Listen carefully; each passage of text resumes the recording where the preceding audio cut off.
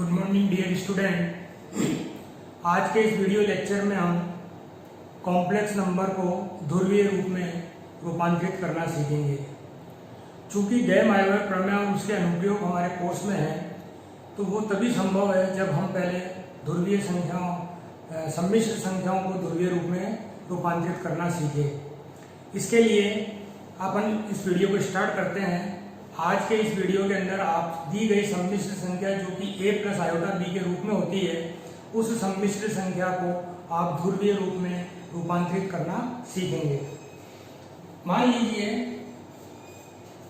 सम्मिश्र संख्याओं का ध्रुवीय निरूपण। सम्मिश्र संख्याओं का ध्रुवीय निरूपण हमने माना कि z बराबर a प्लस आयोटा b एक सम्मिश्र संख्या है। हमारी सम्मिश्र संख्या किस रूप में दी जाएगी? हमें z प्लस आयोटा b के रूप में दी जाएगी। तो उसका ध्रुवीय निरूपण निम्न प्रकार से दिया जाता है। कैसे प्रदर्शित किया जाता है? z is equal to a plus iota b is equal to r cos theta plus iota sin theta. जब किसी सम्मिश्र संख्या को a प्लस आयोटा b से r और थीटा के रूप में रिप्रेजेंट करते हैं, तो उसको उस सम्मिश्र संख्या का ध्रुवीय रिप्रेजेंटेशन या निरूपण कहते हैं।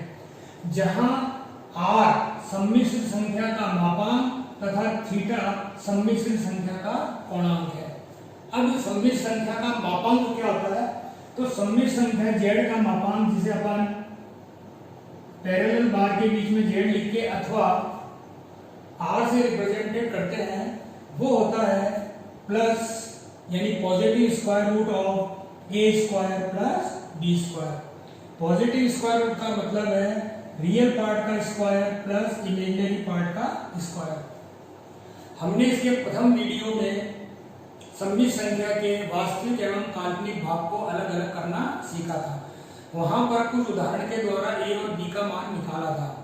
आप पुनः ध्यान रखें कि जब भी हम a और b का मान निकालेंगे, आयोटा को काम में नहीं लेंगे। b आयोटा का गुणांक है विद चिन्ह, यानी चिन्ह समेत जो b का मान होगा वही गुणांक होगा, वही b का मान होगा।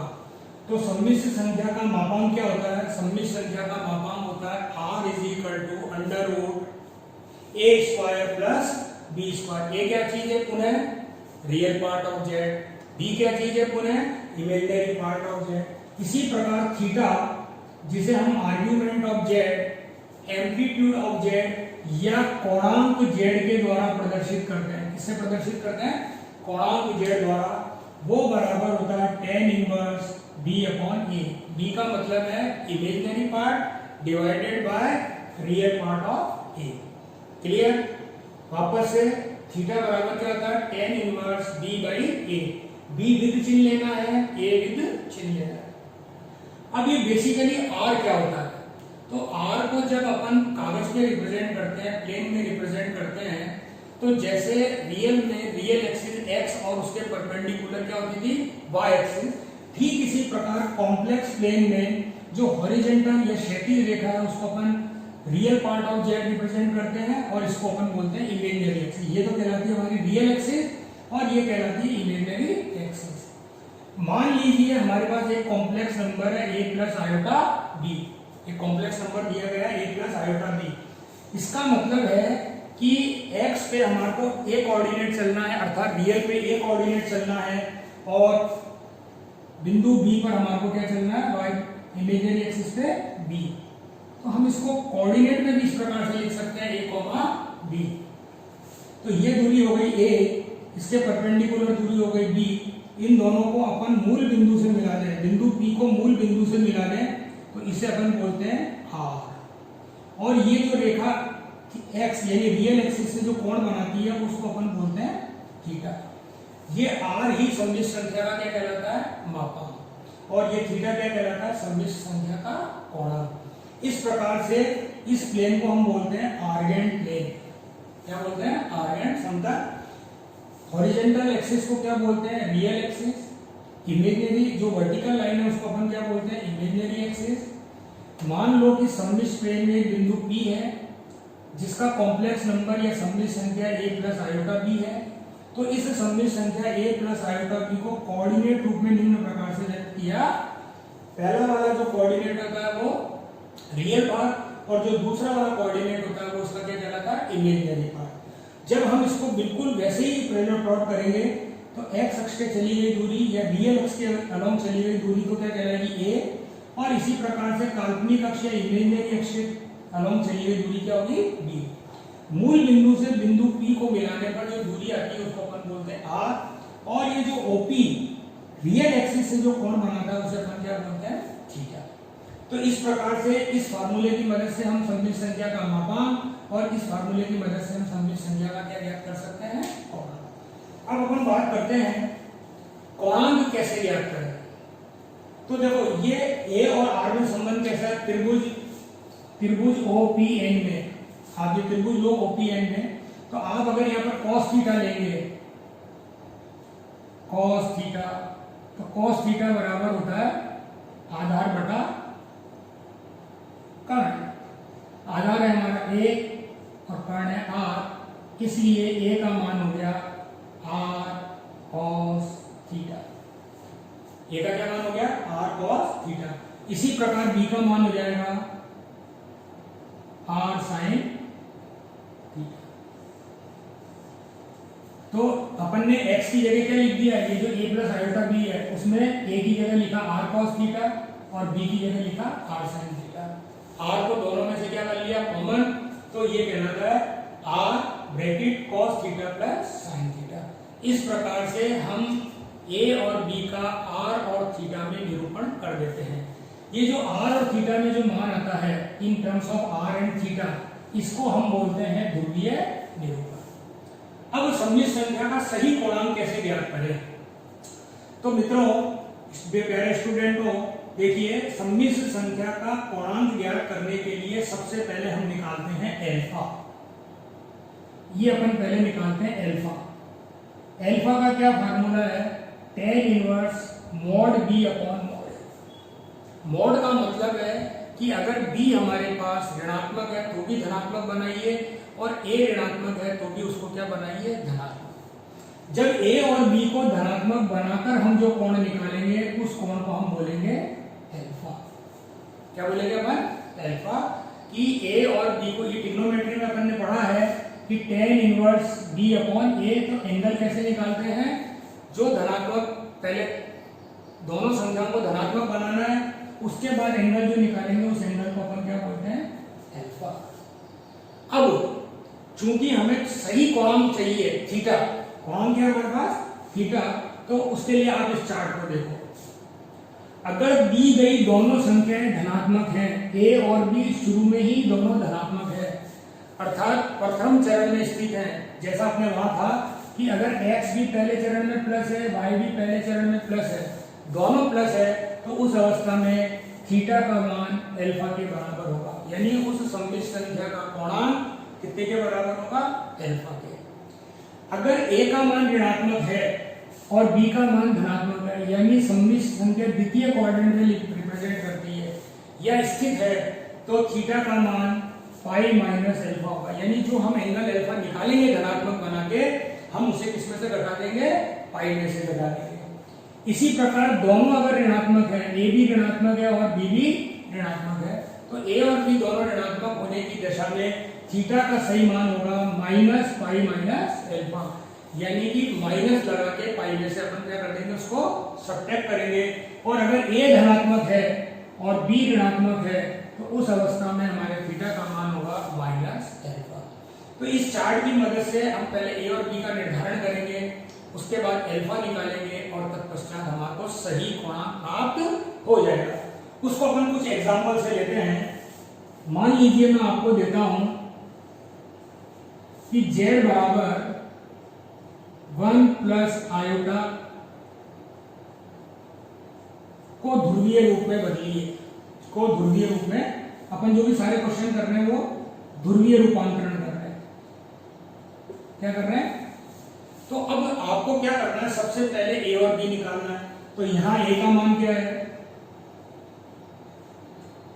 a is equal to 1, b is equal to 1। तो यहां पर a और b की वैल्यू कितनी आएगी, 1 1 आएगी। ठीक है। अब अपन क्या करेंगे, सबसे पहले निकालेंगे मापांक। तो मापांक का फार्मूला होता है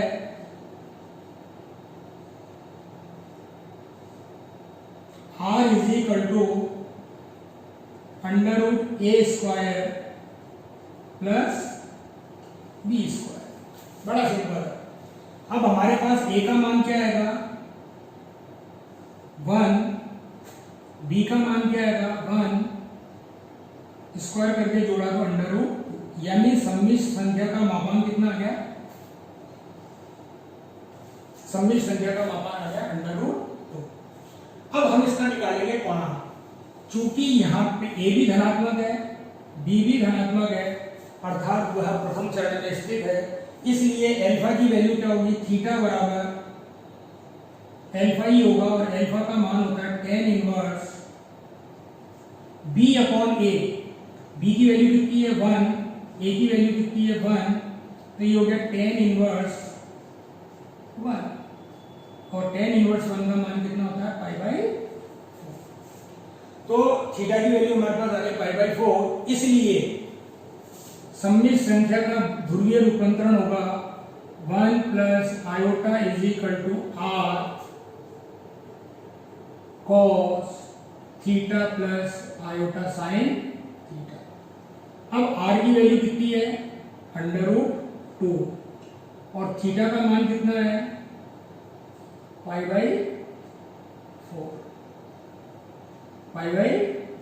तो इस प्रकार से ये सम्मिश्र संख्या का किसमें रूपांतरण हो गया, ध्रुवीय रूपांतरण। तो ये जो कहलाता है, ये जो चीज आई, इसको अपन बोलते हैं ध्रुवीय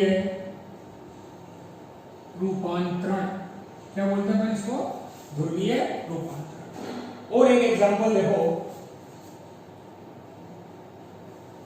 एक एग्जांपल अपन और लेते हैं सम्मिश्र संख्या को ध्रुवीय रूप में व्यक्त करने का। सम्मिश्र संख्या को ध्रुवीय रूप में व्यक्त करने का तरीका क्या है कि सबसे पहले हम उसका क्या निकालेंगे, मापांक, और फिर क्या निकालेंगे, उसका कोणांक। मान लो सम्मिश्र संख्या है हमारे पास z is equal to 1 minus iota. तो इसको अपन पहले a और b निकालना है, तो यहां पर a का मान कितना हो गया, a is equal to +1, b is equal to हो गया -1। a और b का मान ज्ञात करते वक्त हमें किसी भी अवस्था के अंदर आयोटा को काम में नहीं लेना है, हमें सिर्फ क्या लेना है, गुणांक विद चिन्ह। अब यहाँ देखिए a धनात्मक है और b हमारे पास ऋणात्मक है। तो a धनात्मक है, b ऋणात्मक है, तो चार्ट के अनुसार वो कौन से चरण में स्थित होगा, चौथे चरण में। इसलिए अब थीटा अपन कैसे निकालें, और r, तो r का फार्मूला है under root a square plus b square, 1 का स्क्वायर -1 का square is equal to under root 2। तो इस संख्या का भी मापांक कैसा आ गया, अंडर रूट 2। अब कोणांक निकालने के लिए सबसे पहले हम निकालेंगे एल्फा। तो एल्फा बराबर होता है tan inverse mod b upon mod a। Mod का क्या मतलब है कि जो संख्या ऋणात्मक है उसे भी धनात्मक, तो हमारा b ऋणात्मक है, हम इसको धनात्मक बनाएंगे तो क्या जाएगा +1 अपॉन, और इसकी वैल्यू होती है π/4। तो अभी तो ये अल्फा का मान है, इसलिए थीटा, चूंकि ये चौथे चरण में स्थित है, कौन से चरण में स्थित है, चौथे चरण में, तो कोणांक क्या होगा, कोणांक z बराबर theta is equal to -alpha. चौथे चरण में, कौन से चरण में है, चार्ट के अनुसार देखो अल्फा कहां पर स्थित है, संख्या कहां स्थित है, चौथे चरण में, क्योंकि a धनात्मक है और b ऋणात्मक है, इसलिए सही कोणांक होगा -π/4। तो सम्मिश्र संख्या का ध्रुवीय रूपांतरण क्या हो जाएगा, सम्मिश्र संख्या का ध्रुवीय रूपांतरण होगा r cos theta plus iota sine theta, और under root r 2 cos -π/4 plus iota sine -π/4। ये सम्मिश्र संख्या का ध्रुवीय रिप्रेजेंटेशन हो गया। अब मैं आपकी सुविधा के लिए कुछ चार्ट बनाऊंगा जिससे अपन क्या करेंगे, उनकी वैल्यू निकाल सकते हैं। हम डायरेक्ट कुछ सम्मिश्र संख्याएं जो मानक हैं उनके भी मापांक और पूर्णांक अपन क्या कर सकते हैं, ज्ञात कर सकते हैं। तो let us start that thing.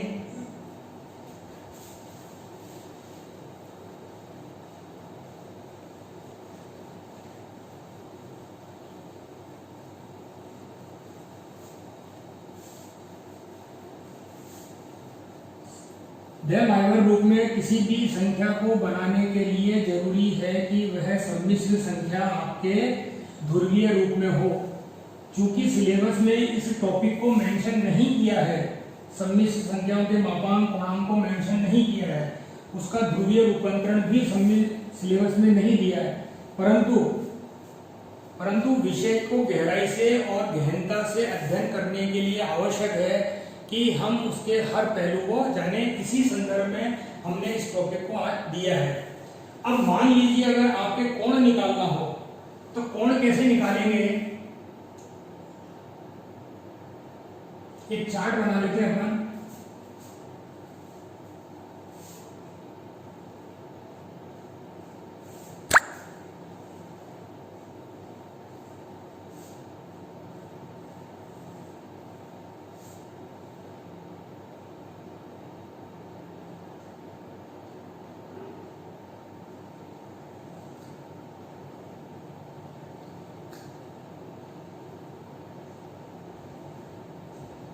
मान लो 0 हो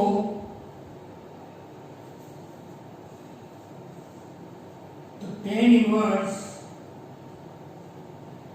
b अपॉन a का मान भी कितना होगा, 0। अगर अंदर √3 है tan इनवर्स तो ये होगा π/3। अगर वैल्यू 1 है तो उसकी जगह कौन आएगा, π/4। अगर 1 अपॉन √3 है तो वैल्यू आएगी π/6। अगर अपने पास एंगल है 90 डिग्री, इंफिनिटी आ जाती है, तो उस अवस्था में एंगल आएगा π/2।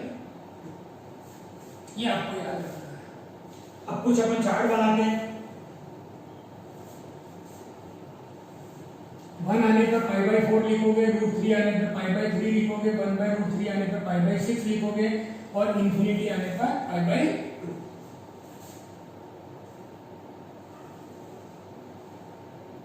अपन अब कुछ संख्याओं के मैं मानक बना देता हूं, उनके मापांक एवं पूर्णांक, तो आपको उसकी क्या है कि मदद मिलेगी और कार्य करना आसान रहेगा। ये अपन ने ले ली क्रम संख्या z is equal to a plus iota b के रूप में। ये हो गया सम्मिश्र संख्या का मापांक, ये हो गया सम्मिश्र संख्या का कोणांक और ये उसका ध्रुवीय रूपड़ा r cos theta plus iota sine theta. मान लो पहली संख्या है z इज इक्वल टू 1। पहली संख्या z इज इक्वल टू 1, तो 1 का मापांक होगा 1, कोणांक होगा 0 डिग्री और इसका रिप्रेजेंटेशन होगा cos 0 प्लस आयोटा साइन 0। मान लीजिए z का मान है हमारे पास दूसरे नंबर पर -1, तो इसका मापांक होगा 1 परंतु कोणांक होगा पाई और ध्रुवीय रिप्रेजेंटेशन होगा cos pi plus iota sine pi. मान लो सम्मिश्र संख्या है z is equal to iota, पूर्ण काल्पनिक संख्या, तो इसका मापांक भी 1 होगा किंतु कोणांक कितना होगा π/2 और सम्मिश्र संख्या होगी z is equal to cos π/2 plus iota sine pi by. मान लो सभी संख्या है चौथी, z is equal to minus iota. तो z is equal to minus iota का कोणांक मापांक कितना होगा 1 और कोणांक होगा माइनस पाई बाई 2। इस अवस्था में इसका z ध्रुवीय रूपांतरण हो जाएगा cos minus pi by 2 plus iota sign minus pi by 2। मान लो हमारे पास एक सममित संख्या है 1 प्लस √3 आयोटा। तो इसका मापांक होगा 2, कोणांक होगा पाई बाई 3 और सममित संख्या बन जाएगी z बराबर 2 bracket cos pi by 3 plus iota sine pi by 3, cos pi by 3 plus iota sine pi by 3। मान लीजिए एक और सममित संख्या अपन ले लेते हैं 1 माइनस √3, मापांक कोणांक होगा इसका माइनस पाई बाई 3, इसलिए z हो जाएगी 2 cos minus pi by 3 plus iota sign minus pi by 3। इस प्रकार से अपन विभिन्न संख्याओं के सम्मिश्र संख्याओं के मापांक एवं कोणांक ज्ञात कर सकते हैं। परंतु मापांक एवं कोणांक ज्ञात करने के लिए जरूरी है कि सम्मिश्र संख्या ध्रुवीय रूप में हो। कुछ और एग्जांपल में अपन ले सकते हैं, जैसे आपसे कहा जाए z बराबर 1/1 प्लस आयोटा को ध्रुवीय रूप में बदलो। तो अब चूंकि इसको अपन को ध्रुवीय रूप में बदलना है तो सबसे पहले ये a प्लस आयोटा b के रूप में होनी चाहिए। तो इसको a प्लस आयोटा b के रूप में कन्वर्ट करने के लिए, बदलने के लिए इसके सहयुग्मी से हम ऊपर और नीचे क्या कर देते हैं, गुणा। हर की जो संयुग्मी राशि है, कल अपन ने अध्ययन किया था पिछले वीडियो लेक्चर में कि संयुग्मी सम्मिश्र संख्या से इसको क्या कर देते हैं, गुणा भाग। तो इसका a प्लस आयोटा और b रूप होगा, इसको इससे गुणा करें 1 आयोटा माइनस आयोटा और माइनस आयोटा स्क्वायर। मैंने आपसे कहा है पिछले वीडियो लेक्चर में कि आयोटा स्क्वायर की जगह पर रखेंगे -1, तो ये माइनस माइनस प्लस हो जाएगा 2। तो अब हमारे सम्मिश्र संख्या हो गई 1/2 माइनस 1/2, अर्थात a का मान हमारे पास हो गया 1/2 और b का मान हो गया -1/2। a का मान कितना हो गया 1/2 और b का मान भी कितना हो गया 1/2। अब मापांक ज्ञात करेंगे तो मापांक r बराबर कितना होता है, √a² प्लस b²। a का मान कितना है यहाँ पर 1/2, तो ये 1/2 का स्क्वायर।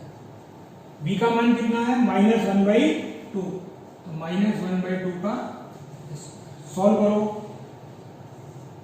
1/4 प्लस 1/4 और सॉल्व करो 1/2 और सॉल्व करो तो 1/√। तो ये हो गया सम्मिश्र संख्या का मापांक। अब कोणांक ज्ञात करना है।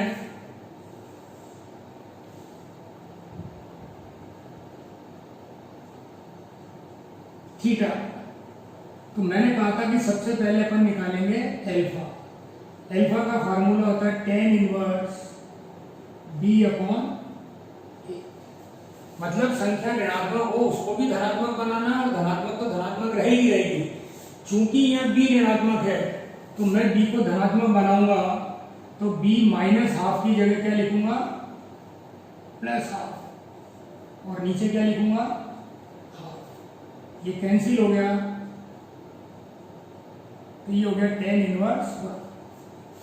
अब ये tan इनवर्स 1